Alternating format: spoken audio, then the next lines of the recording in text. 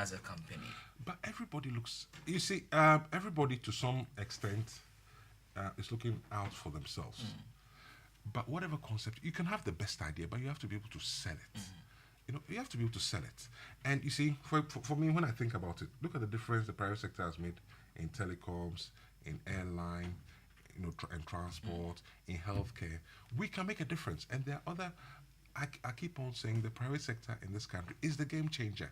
And by showing the lead, it will force authorities to see that the other sectors that should be given to the private sector. So that's the hook for the private sector. Okay, so we say kudos to Team Thank you. Dalex and thanks for this initiative. Now, let me just take this related text message and then I want to talk a bit about Boko Haram this morning. Good morning. Ebola is really a deadly disease and we must all do our possible best to obey the preventive measures given by the health officials. But we must also believe in the saving power of Jesus Christ. Deacon Isaac Tewia Amehedo of Sukura brought us that one. Deacon, one point is that Jesus will not come and wash your hands for you. So we need to do what we need to do in our own small way. Boko Haram declares Islamic State. Story. Militant group Boko Haram has said it has set up an Islamic State in the towns and villages it has seized in northern Nigeria.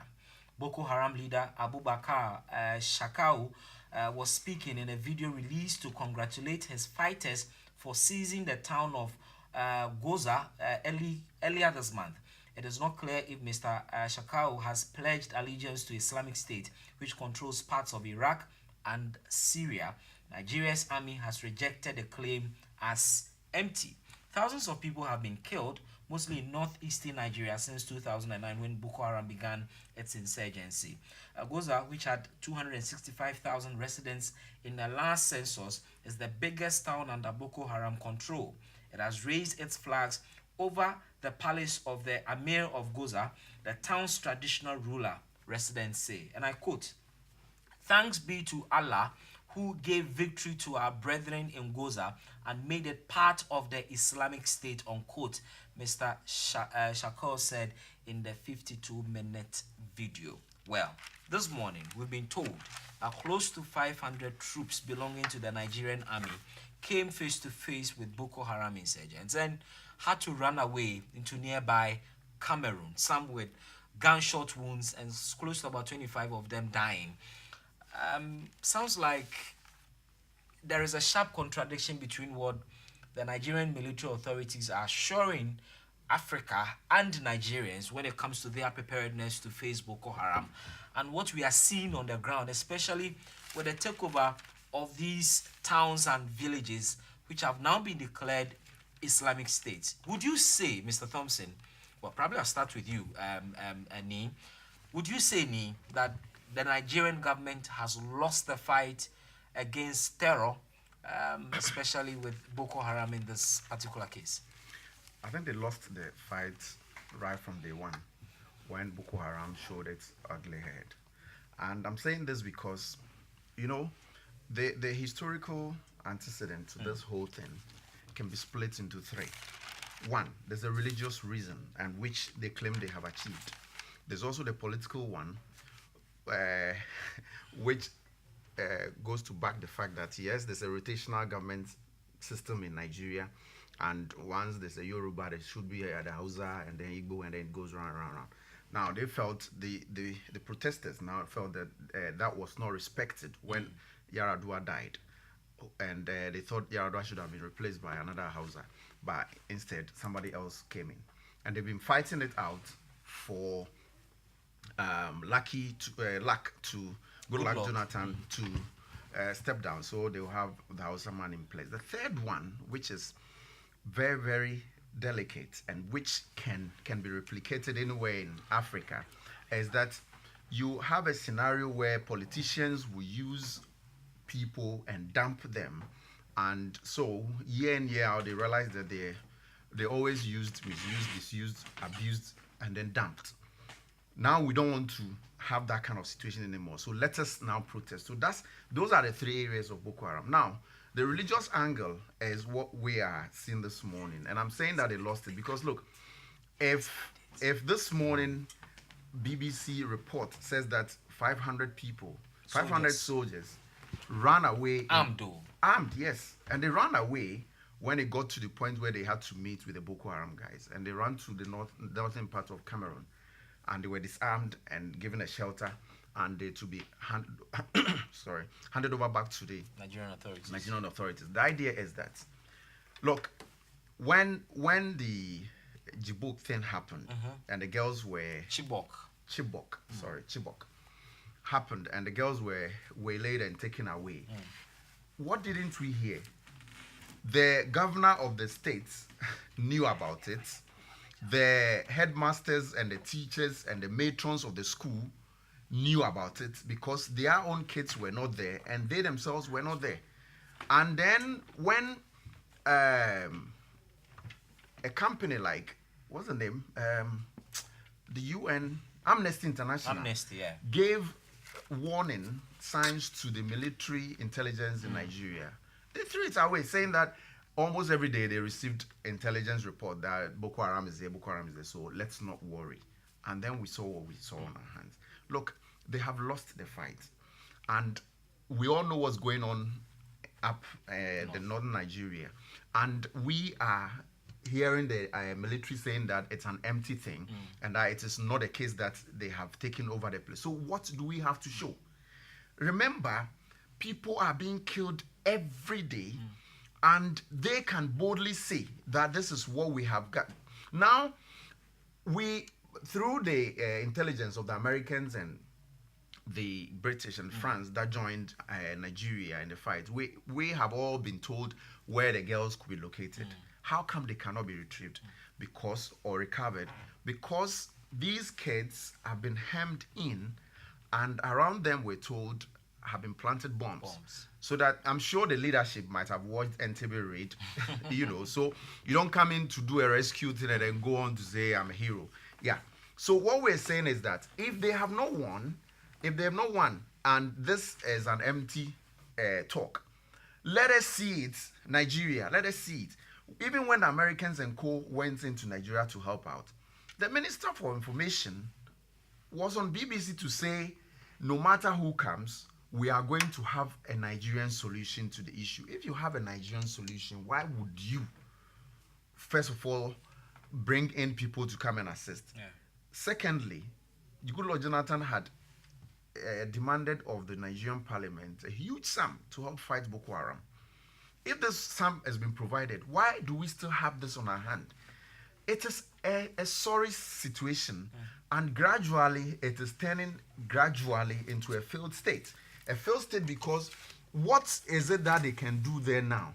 When Goodluck Jonathan met the parents, guardians of the abducted girls, what was discussed was said to be behind closed doors. But from that day onwards, what has been achieved?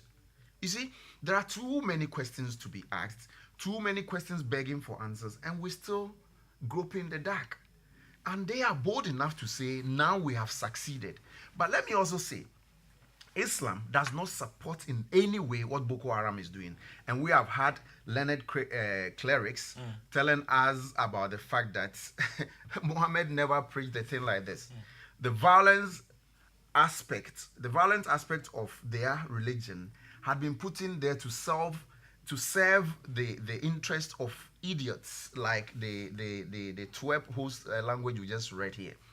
That should not be acknowledged. We should do what we can as Africans to make sure that we should clear this thing out of sight. Kwame Nkrumah, as far back as then, had proposed a standby military army for Africa, so that when things of this nature raise their ugly heads, we zoom in there, finish the fight, and then we come out. We still have ECOMOG, don't we? When was the last time you heard of ECOMOG? Probably they've not been given any assignments. You see, when these things come in, you want to just laugh it off and then go on to talk about serious business. Look, nobody calls you into action when things of this nature. And he mentioned that when your neighbor's beard is burning, you need to get some water and place it by your side. Do we need to wait for this to spread on? Because Cameroon is so close to Nigeria. And what I'm saying is that The third angle I mentioned of politicians using, abusing, and then dumping the lesser folks of a state is being practiced here. And what we're seeing there can be replicated here, God forbid.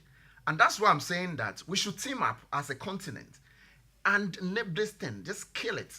Because if it spreads, now they are bold to say they have succeeded in an aspect of what they sought to do. So as we speak now, 265,000 residents are supposed to live as Muslims. Exactly. If you don't do it by force. Yes.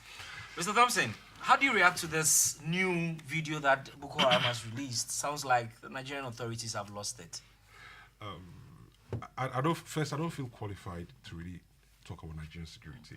I don't feel qualified. But for me, when I think of Boko Haram, in my mind, I think that there's a great need for us to create a society where everybody has an interest. And there's also a great need for us, for those of us who maybe can read and write, to be able to educate all the people around us that have any impact on our lives. And that really, we really need to think about Boko Haram. We need to think about how Ghana can help, no matter how small. And we need to think about, what we can do to prevent a certain level of discontentment with whatever we have spreading to these parts. But I wouldn't say the Nigerians have lost it. I'll say that it's become more difficult for them to address than they probably thought it would be. What they're doing about it, well, on the face of it, it doesn't appear as if they're making success, but I'm sure they're working very hard. But it's important for us to create a society where everybody has an interest. Just give me a second. Let me engage Sheikh Arimea on the line. He's an Islamic scholar. Good morning, Sheikh, and thanks for joining us on Breakfast TV. Good morning. I hope you're well, Sheikh. Well, thank you, Sheikh. We're just discussing Boko Haram declaring some towns in northern part of Nigeria Islamic states. Now, is it something that the religion Islam is craving for, that one day we will see all countries declared as Islamic states? There seems to be a certain craving. In the Arab world, ISIS is fighting hard to win parts of certain countries to declare them Islamic states. Here in Nigeria, we're seeing a similar situation. Is it that Islam wants to take over the world, or what? It's unfortunate. The Nigerian situation has generated so variety of viewpoints. There are people who have given political explanation of whatever is happening. But just to say, the basic thing that it's almost unfortunate that the state of Nigeria has not shown the ability to keep the menace of Boko Haram under control. But coming to the Islamic viewpoint, what Islam intends to do, Islam intends to transmit its message that people will accept and understand this faith, but not to declare the whole of the world an Islamic state. That is not the case. Islam understands, and Islam accepts that there are a variety of religions in the world. The plurality of religion is something that Islam accepts. And that is why Islam has a recognition for Jews and Christians in the Holy Quran. It mentions them as the people of the book. Islam requires that we share with them the dialogue. Before you share with somebody with a dialogue, you must accept the person's right for existence, and so that you can negotiate and dialogue with him. So within this context, Islam does not intend to take over the whole of the world, but Islam intends that it will transmit its message of righteousness and godliness and compassion to the world, that it is the hope that if the world understands Islam and it takes it as the means by which we can gain our salvation, so much the better. Islam does not impose on the Muslim world to take over the world and establish an Islamic state. That is why Islam has indicated to us that we should recognize the right of other people to survive in whatever circumstance we find ourselves. He says that do not insult those who worship other things apart from God. Do not insult them. anyone who worships something other than what you worship, don't insult them, because if you do, they will also insult your God out of hatred and ignorance. From within the context of this alone, we have an understanding that Islam appreciates a world of plurality of religions, that we must all live in harmony and at peace. Islam has indicated that we should call people to the way of our God with wisdom and godly admonishment. So if we take the context of all these admonishments in the Holy Quran, then Islam does not intend to take over the whole of the world and establish an Islamic state. Okay. But wherever Muslims are predominant, or it has already happened that maybe 100% Islam, then Islamic law applies to such a state. I just came back from London just about 2 weeks ago, where in London, Muslims are allowed the freedom to practice their religion. And Islam is a growing religion. Islam has an obvious and clear existence. I have seen women walking on the streets of London in their hijab, in their Islamic dressing. Nobody infringes upon their rights. They are also not infringing on anybody's right. And Islam is thriving, and Muslims are living at peace and harmony with other people of other faith in that religion. But Sheikh, let me just butt in here. Isn't it a fact that the people you refer to in London are free because the London society itself respects the rights of individuals? That is why you're able to hold on, sir. That's why you're able to practice your religion in that manner of freedom. But go to Saudi Arabia, and I'm very, very sure that people don't have that kind of freedom as Muslims to wear what they want to wear. Is it not so much about the religion? Because in those countries, the laws would not allow you to infringe on the rights of others. But in Islamic communities, where you mentioned that the laws of Islam will fully apply because it's an Islamic state, people don't have the kind of freedom they would enjoy in London. Yeah, I agree with you perfectly. In such cases, and there are so many so-called Islamic countries who do not necessarily apply the Islamic law to the letter. Sometimes the cultural way and traditional way of doing things has influenced the way they do their things. For example, it is not every law in Saudi Arabia that is Islamic. For example, the law that deprives women from driving, the law that deprives women from voting, these are not Islamic laws. So are they not? Don't these laws have roots in the Quran? Because you listen to Mr. Shakor, who is leading Boko Haram, and he quotes parts of the Quran to support their actions.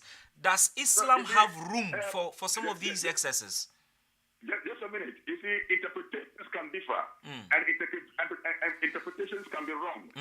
So depending on the person's orientation, his training, his culture, where he was brought up, who taught him, and so on. So we have people who give wrong interpretations of the Quran and influence people and force people to apply their wrong interpretations. This we can find them, and that is why those of us who have a better and more enlightened